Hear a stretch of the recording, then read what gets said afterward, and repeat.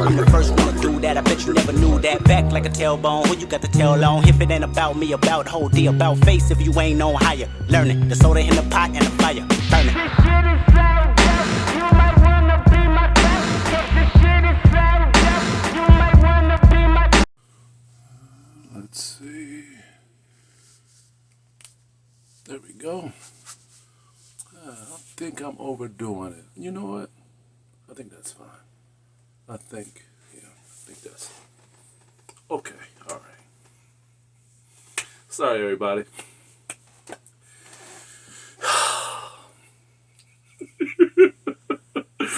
Now, I don't know. I did not know what I was expecting to watch this anime after be watching the previous installments to this project. But y'all that have seen the Berserk 2016 series, y'all knew. Y'all knew what I was getting myself into. Oh, man. Berserk 2016. I'm going to try my best to keep this face.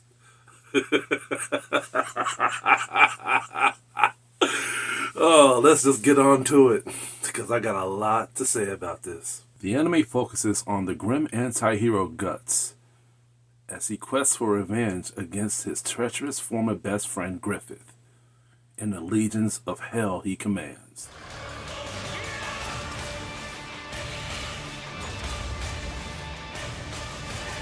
Now, I just want to let y'all know, this is just a quick, formal reminder or just a procedure to let you guys know that if you guys have seen this series and y'all gave it higher than, if y'all rated this higher than a D, you own something. Y'all own something hard, something good. Now look, I smoke, I drink, I have fun, I have wild days. But y'all are inhaling something that I have missed off the market if y'all giving this a flying color pass of a good anime. Now, the Berserk 2016 series, I'm not saying it's bad. I'm not saying it's terrible. This anime is okay, and that's really stretching it. Because this anime was a bumpy ride, and each time I try to enjoy it, the ride keeps getting more and more bumpier. But I was able to withstand it to the point where I stood within this whole 26 episode series. The anime picks up right after the Golden Age arc series. And one thing I liked about this anime was the fact that it showed the continuation right after, not 10 years, not 5 years later. It showed you what happens right afterwards, how they was able to escape the blood sacrifice that Griffith had forced upon him and his comrades. And I was very curious about that because the 1996 version, they didn't really show much. They just showed Guts having this traumatic influence of him just screaming in the in the screen. They did the same thing on the Golden Age arc series, but they stretched it out to show us what really happened afterwards. But on this one, they wanted to show us the aftermath. And they did it pretty well here. They showed every single trope that was explained, especially with Guts' character. Even though that he escaped and he has withstand every single thing that came across him, it came with a bit bad side effect to the point where he was tremendously tormented to everything around him, to the point where he had major trust issues. He had very, very, very bad PTSD when it comes to him sleeping at night because the demons was haunting him and if not tormenting the whole entire villages that he came across on. And the reason why this is happening, because even though he escaped, a lot of enemies and a lot of demons in that blood sacrifice trio has escaped also, looking for him or just hiding in the shadows that people was beginning to wonder about and beginning to say that, oh, demons exist. Oh, there are such things as demons. So they were beginning to come up with certain little ghost stories saying that demons roam in the night and demons are hiding in these shadows in the forest and stuff like that. which I kind of was beginning to be a little afraid, because I was like, you know what, is this how ghost stories will begin to happen? If you look at movies like The Blair Witch or any other horror film, it always starts with something that happened in the biblical times. And I think that Berserk 2016 has done that well here. But at the same time, it stretched very hard when it comes to Guts' character.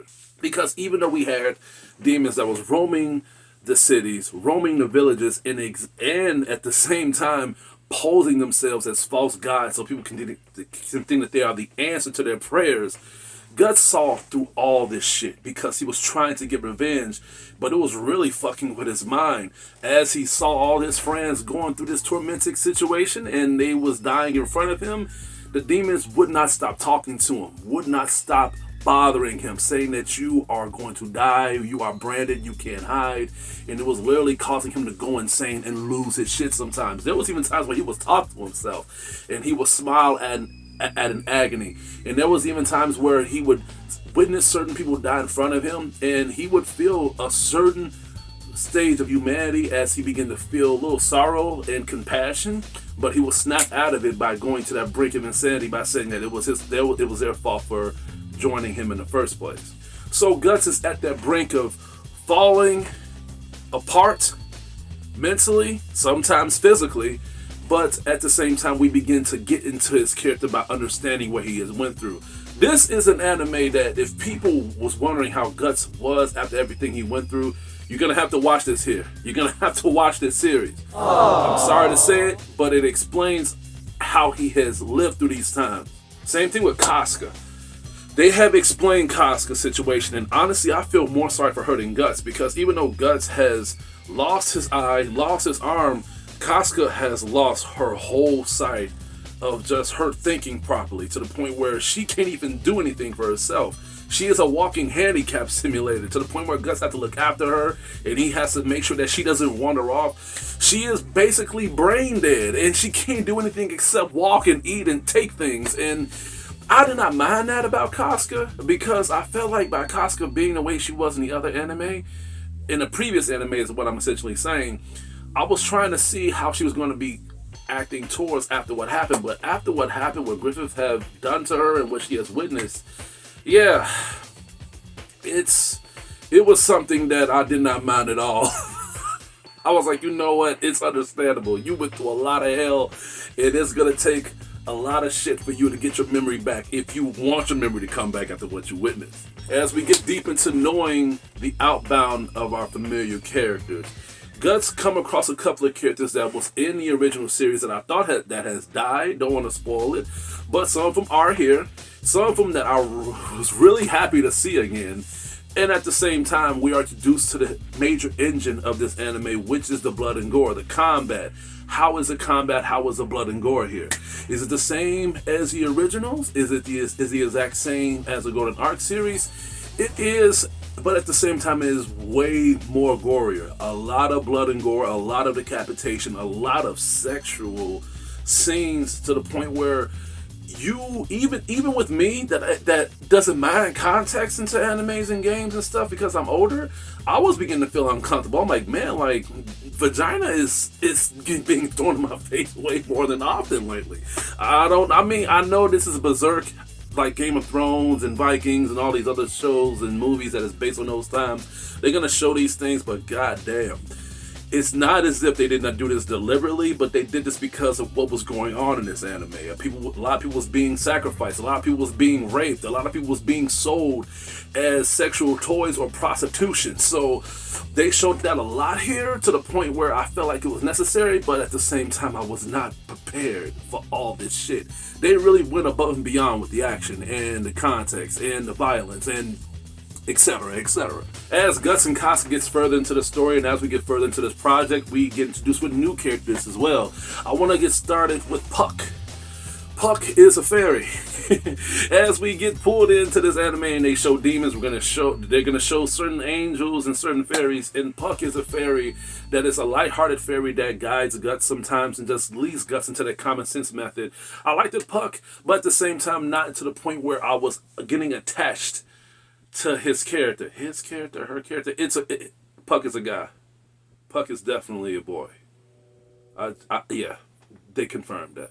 Then we have Ijiro, who is a young boy who is basically one of those troublemaker type of boys. Ijiro, I liked him. I thought of Ijiro, and I was actually surprised that they did not have a character like this in the Berserk series in the first place.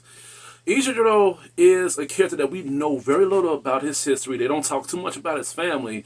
He just goes around, just tries as much as he can to survive. He even tries to join some bandits and try to learn how to fight and how to swindle people. Not until he meets Guts. When he meets Guts, he just gets so overdrawn of just how he is towards battle, how he uses his weapons, and above all, just how he takes down people. So he wants to become Guts, and at the same time, we learn more about Ichiro's character as he begins to get away from that swindling method and tries to be a good guy by looking after people and try to withstand his own through combat. I thought his pacing was great, but at the same time, not to the point where I felt so drawn to this character to the point where if something were to happen to him, I felt like on the edge of my seat. Now we have Lady Farnese. I loved Lady Farnese's character. Lady Farnese's character was one of the people that is like the opposite of Casca. She was bold, she was bitchy, she had a very hard time being told what to do. But the reason why I say that she's a yin and yang to Casca is because unlike Casca, Lady Farnese has her own little vision set of just believing in Jesus Christ, believing in the Lord, believing in the Savior that would come down and rain terror towards the demons. When she met Guts, she didn't like Guts because we know what Guts went through. So when she tried to tell Guts how she really felt, this is what made Guts be on her shit list. And kind of vice versa, because Guts was like, look, God is not coming. There's no such thing as a God.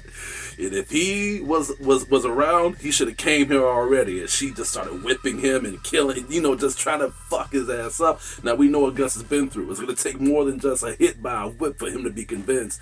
And that's what made Lady Farnese hate him so much, because she can't get through to him.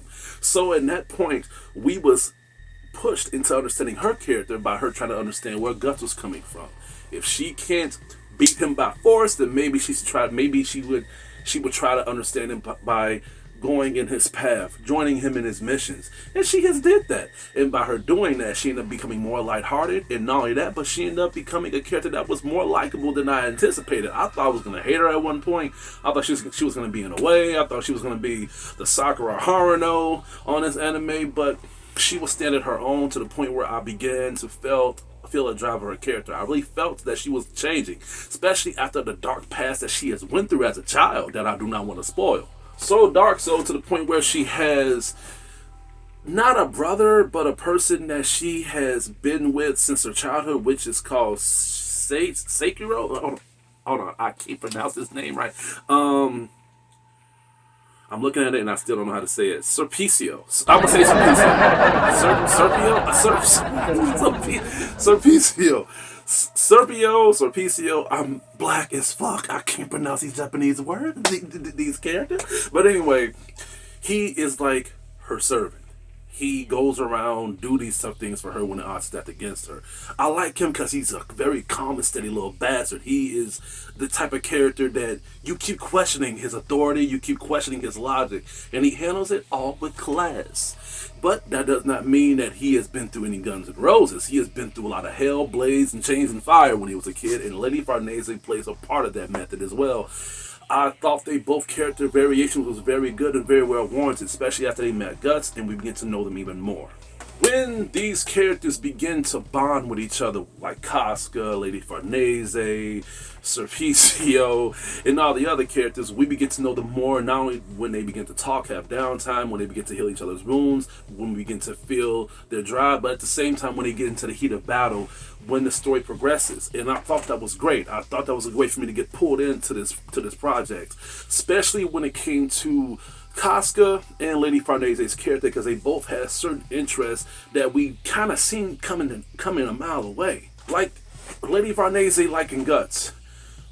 I knew this was going to happen. When people don't like somebody, it's because it comes with a lack of understanding, and that was Lady Farnese's character. But whenever Guts wielded that big sword, whenever he was protecting her and saving her life, there was even a time when Guts put his sword, not a sword, but it was a time when he put a knife right in Lady Farnese's mouth just so she could shut the hell up. I was like, damn. That's pretty tripped out. And ever since that happened, she really felt like she had a female boner for him because no one has ever done that to her before. It's like twisted, toxic love. But Guts don't feel no way, shape, or form about that with Lady Farnese. He has that compassion towards Casca. But Casca, she is mentally unbalanced right now. And it made me wonder how would things would have turned out if Lady Farnese and Casca was talking to each other and Casca was completely sane, if she knew what was going on and her memory was intact. Because there are times on this anime where Lady Farnese has to look after Casca. She has to take care of Casca whenever the odds are stacked against them. So she will literally have to tell Casca where to go, not to wander off, and to stay behind her. I just can't imagine how it would be if her mind was intact. I know it wouldn't end well, especially if she was telling Casca what to do. This would be Casca if Lady Farnese would tell her, hey, look, you need to stay behind me, stop wandering off. And then Casca would be like, shut the fuck up talking to me! I'm just saying. That would be a whole different anime ball game. And at the same time, stakes would be high because it would be a big cat fight. It kind of reminded me of Spartacus. When Spartacus and Glavinus, I forgot the guy's name, Crexus was busy fighting each other and brawling each other. Like the Goku and Vegeta method. I knew that would be so beautiful if they was beginning to bash this off with each other. Oh, man. A man can dream, can he? A man can dream. Just think about that. I know I'm dwelling on this for too long, but just think about it. If Casca had her steady mind, and she met Lady Farnese and she just told her what to do, she just told Casca what to do, especially if she tried to understand her, just like how she tried to understand Guts, it should just be looking at her like, why are you still talking to me? Shut the fuck up! You said even though we have new characters, we have a new plot set, we have a new angle towards motivation of these characters getting into their drive so they can move forward into this project, that does not mean that everything is completely different. We have new enemies here, but we also have some familiar enemies also. Like Zod. Zod is back. And I was hyped up when I seen Zod. When me and my girlfriend was watching this, and I need to let her watch the original, but she had to watch this with me so I could continue this off with this review. But when I seen Zod, I was like Taylor Swift in a football game. I was like just literally going ape shit, wild back shit, crazy. I love Zod's character. Zod is a major beast. And the thing is, by this being a continuation to the project, we are introduced to more harder characters than Zod. To the point where Zod is literally bowing down to people that stands right in front of him, making me wonder, god damn, there's harder enemies than Zod out here? Are you kidding me? How is Guts gonna survive this? Even Griffith is back. Griffith is back, and I didn't think I would ever see him again until he has his final confrontation with Guts. But he's able to withstand his true form by hiding into his fake shell, which is his first form, which is the human form. When I seen Griffith again, I was like, okay, I'm getting back vibes of them being in a Band of the Hawk. But the only reason why Griffith came back and the reason why he had the little bit of a confrontation with Guts in the beginning when Guts was trying to ask him what the hell are you doing here is because Griffith is trying to build his own Band of the Hawk.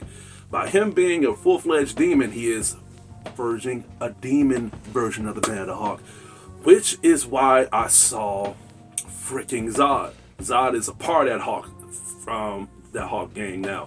And you kind of see where I'm going through with this. By Guts trying to avenge the death of the Hawks, he is trying to take down the new Hawk from the new Hawks. But it won't be easy.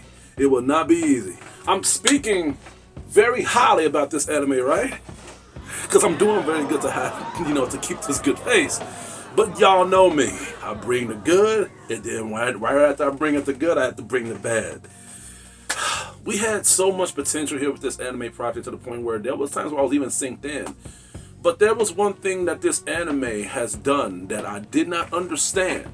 And this is actually, to be fair here, they have done this with the Golden Age arc series, and that is add some 3D elements to it. Now, my first Golden Age arc film review, I was literally bashing on that film within oblivion because I just don't like 3D on my anime. I don't. Not unless if there's a good reason why you're putting that on there. Like if there's, like if it's a space anime and y'all want to make the robot CGI, fine. Same thing with Attack on Titan. I noticed that they put some 3D elements on Attack on Titan, but on certain scenes that was necessary. That is fine. Berserk knew this. The creators and producers knew this because I guess when they heard feedback, they decided to limitate the 3D as much as they could. So almost practically to around 50%.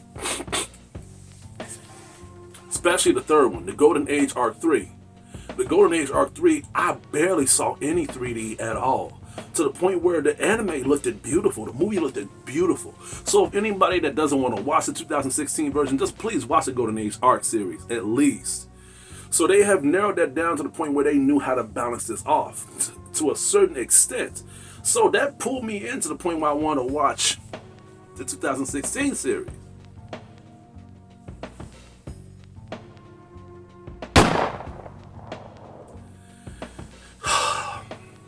Talk about putting a bullet into your face and acting like it was a rubber one. Let me ask you a question. Come here. You know when I grab you by the shoulder, you know it's not good. Now look.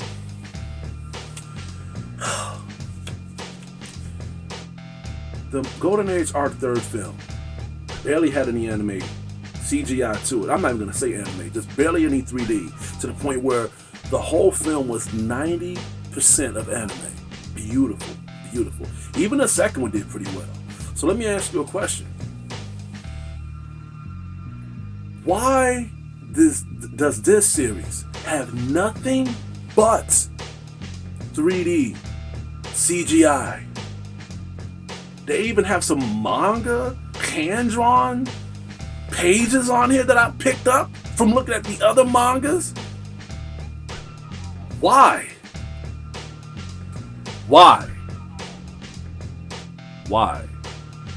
I don't understand. And a lot of people didn't understand either, especially hardcore Berserk fans. To the point where they even abandoned the whole franchise, not because it was looping out of control of the story. They was doing good with the story, honestly. It's because they looped out of the animation detail. And y'all knew this after the first Berserk anime, Golden Age Arc film. Y'all kind of abandoned the whole anime when it came to the arithmetic to it. But y'all just said, screw that. We're going to have 98% of this anime be 3D.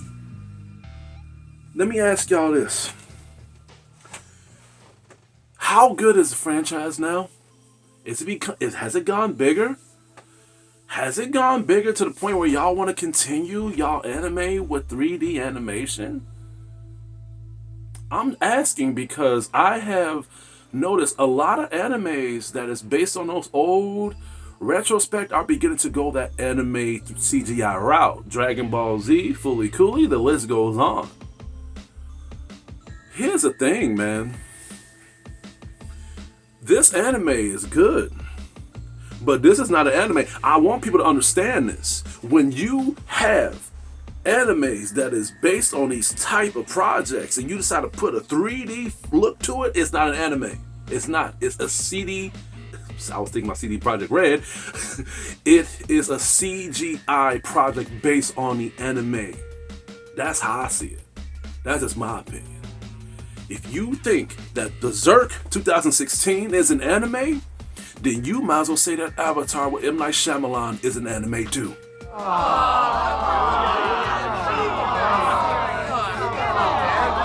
me. Ban me. The truth hurts like a mug.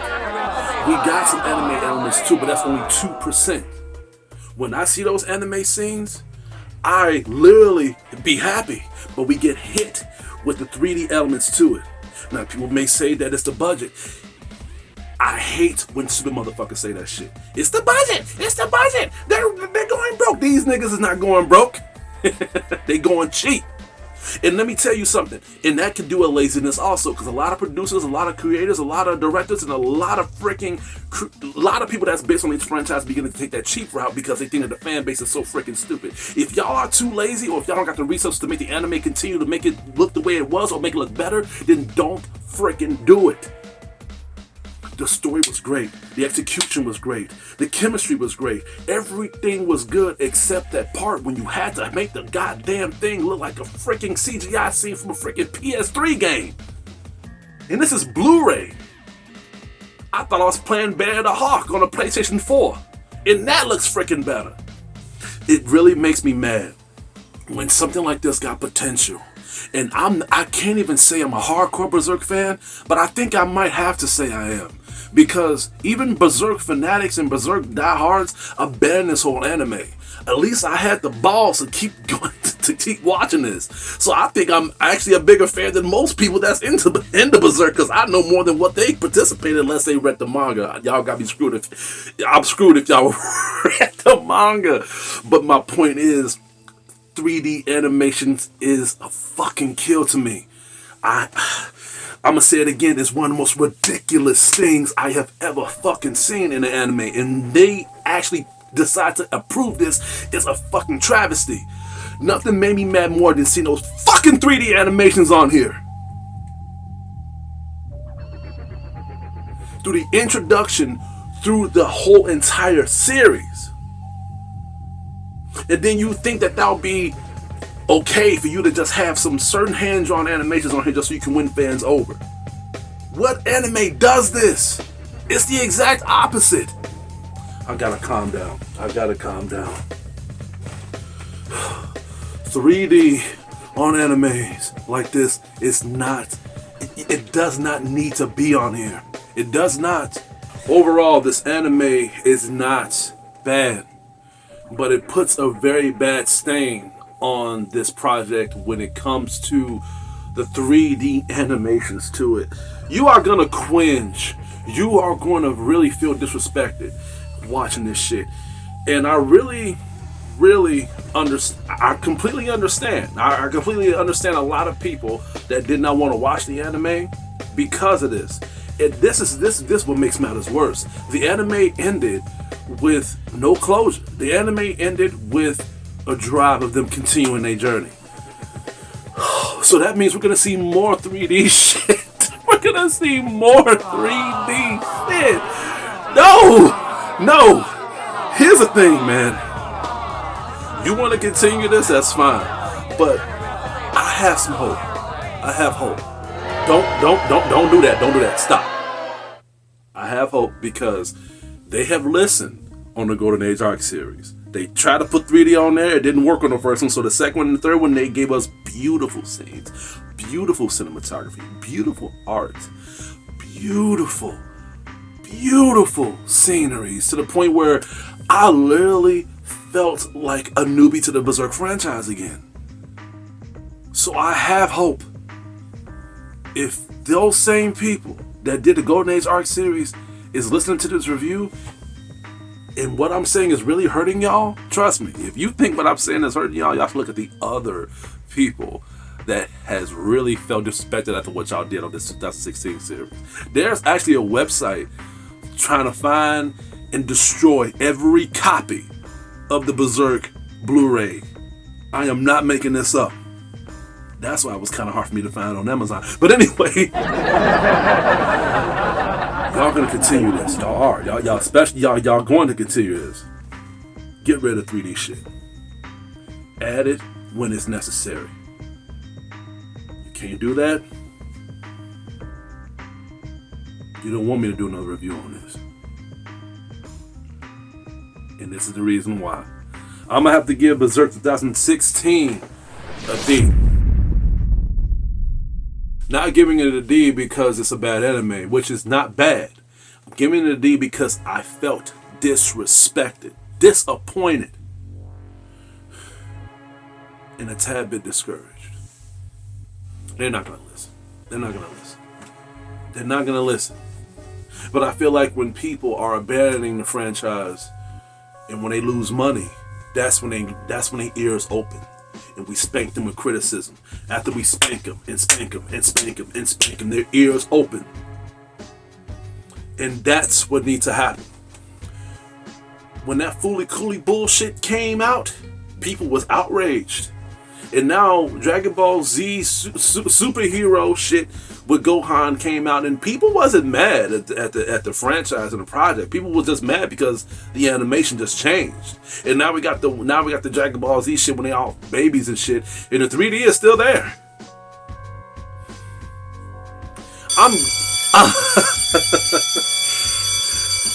Yeah, I wasted too much time. Anyway, that's all I have to say for today. Please stay tuned for more of my upcoming reviews and videos headed your way. This is Hugo, your critic teacher, and you guys have a damn good day.